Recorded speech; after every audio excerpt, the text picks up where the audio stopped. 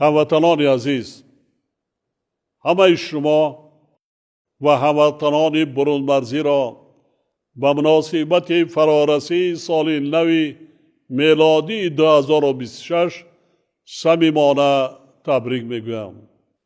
با هر یک خاندان مردمی شریف و سربلند کشور تندرستی و اقبال نیک و روزگار آرام و آسوده آرزو می نمایم. سال میلادی که سپری شده ایستاده است برای تاجیکستان محبوب ما باز یک سال بابرار و تاریخی و سال دستاورد و پیشروی‌های نظررس گردید. با وجود شرایط حساس و مرکب جهانی معاصر و تأثیر منفی عامل‌های بیرونی، ما در سال 2025 هم در سیاست داخلی و هم در سمت سیاست خارجی با یک قطار دستاورد و نشان دهنده های قابل ملاحظه نائل گردیدیم. این پیشروی ها دستاوردها چند روز پیش در پیام رهبر دولت به طور مفصل تحلیل و بررسی کرده شدند و شرافت صلح و آرامی، ثبات کامل سیاسی، وحدت ملی و زحمت صادقانه مردم شریف کشور، رشد استوار اقتصادی ملی تامین گردید. برنامه و نقشه های مهمی که در دایره هدف های استراتژی ملی قبول شدند در سال 2025 با مرام عملی گردیده و رشد ساحه‌های اقتصادی و اجتماعی مملکت تکانی جدی بخشیدند و ما به هدف‌های گذاشته‌مان خیلی نزدیک شدیم.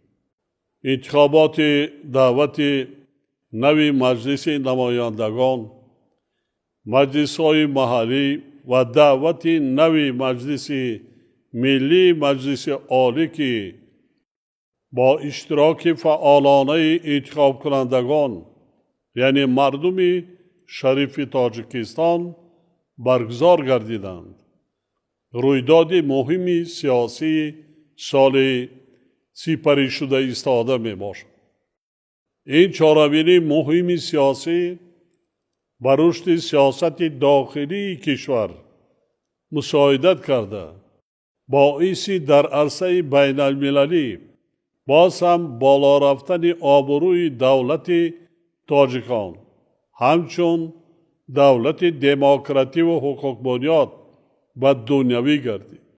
مردم کشور از جمله صاحبکاران و شخصان سخاوت پیشه صادقانه و صاف دلانه زحمت کشیده، کارهای سازنده و بنیادگرانه را وسعت بی سابقه بخشیدند و هزارها انشاءات استحصالی و اجتماعی از جمله کارگاه و کارخانه‌های صنعتی، راه و پل‌ها، کودکستان و مکتب‌ها و مؤسسه‌های طبی و خدمت رسانی بنیاد کردند.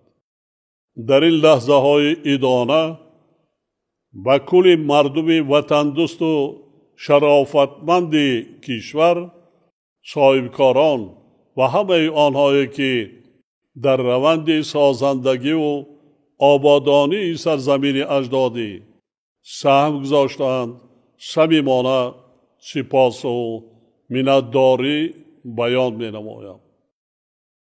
همچنین می خواهم خاطر نشان نمایم که با مقصد باز هم بلند برداشتن هویت ملی، تربیت وطن دوستی و خودآگاهی و خویشتن شناسی مردم و در نوبت اول نورسان و جوانان، شاهنامه بیزوال ابوالقاسم فردوسی نشر و به هر یک عائله مملکت دسترس کرده شد.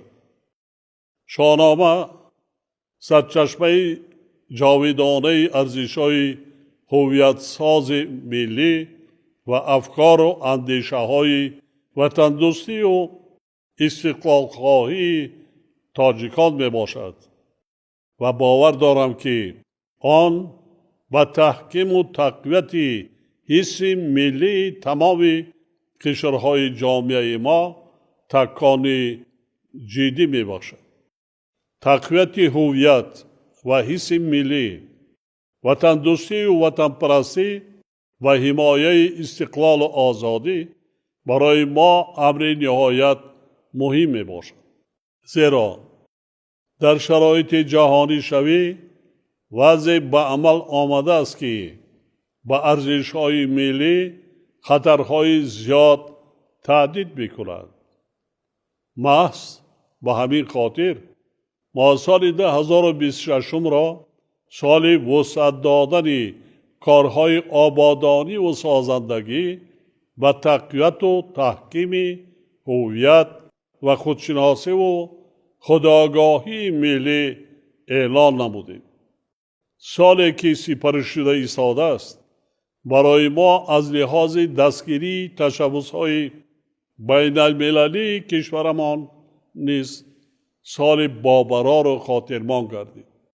علاوه بر ابتکارات سالهای قبلی، امسال نیز از جانب مجمع عمومی سازمان ملل متحد یک چند پیشنهاد تاجیکستان و تنها 12 دکبر 2 تشبس آن با قبول قطعنامه ها پذیرفته شدند. هموطنان عزیز، در این لحظه های ادانه می خواهم با افتخار و سرفرازی اظهار نمایم که تمام کامیابی های تا امروز به دست آمده پیش از همه ثمره استقلال و آزادی، صلح و آرامی و وحدت ملی می باشد. همچنین با صمیمیت ابراز می دارم که رسیدن به چنین روزهای آرام و آسوده نتیجه عزم و تلاش های صادقانه شهروندان کشور و پشتیبانی آنها از سیاست پیش گرفته دولت و حکومت مملکت می باشد. سالی که فرا می رسد هم از لحاظ سیاسی و هم از نگاه اقتصادی و اجتماعی سال خیلی مهم 35 سالگی استقلال دولتی تاجیکستان عزیزمان می باشد و ما باید با افتخار این جشن بزرگ کارهای عظیم را به انجام رسانیم.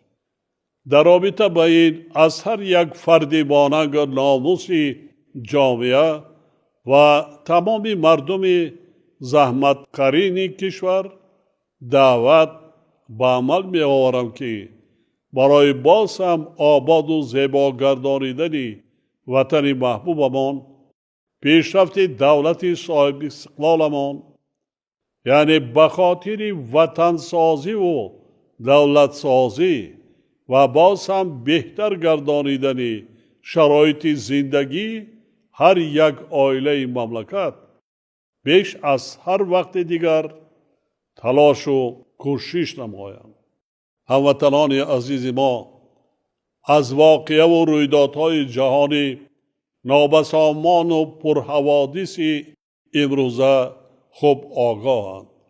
این روندها هر فردی وطن دوست و وطن پرست با ننگ ناموس، خودآگاه و خویشتن شناس و کل مردم کشور را هشدار می‌دهند که تمام سعی و تلاش خود را به خاطر حمایه استقلال و آزادی، تحکیم صلح و آرامی، ثبات سیاسی، وحدت ملی و رشد و ترقیات دولت صاحب استقلال تاجیکان سفربر سازند.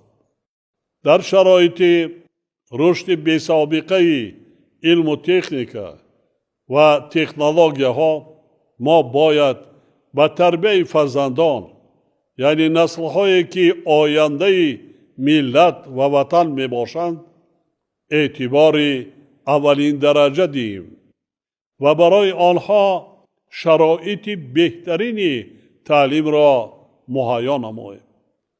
ما باید هرچی بیشتر کارگاه و کارخانه های استحصالی بنیاد کرده برای هموطنانمان جایهای کاری تأسیس دهیم.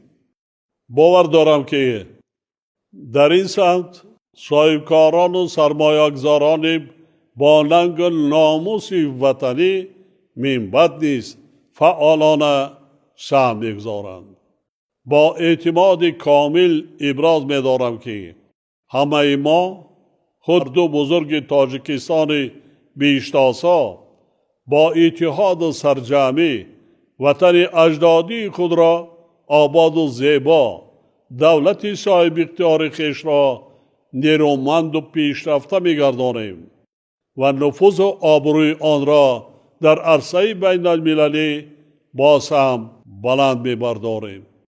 با چنین نیت‌های نیک بار دیگر کل مردم شرفمند تاجیکستان و هموطنان برون مرزیمان را با فرارسی سال نو میلادی 2026 صمیمانه تبریک گفته و هر یک خاندان کشور پیش از همه سلامتی و خوشبختی، فیض و برکت زندگی و به تاجیکستان محبوبمان پیشرفت و آبادی باز هم بیشتر را آرزو می نمایم.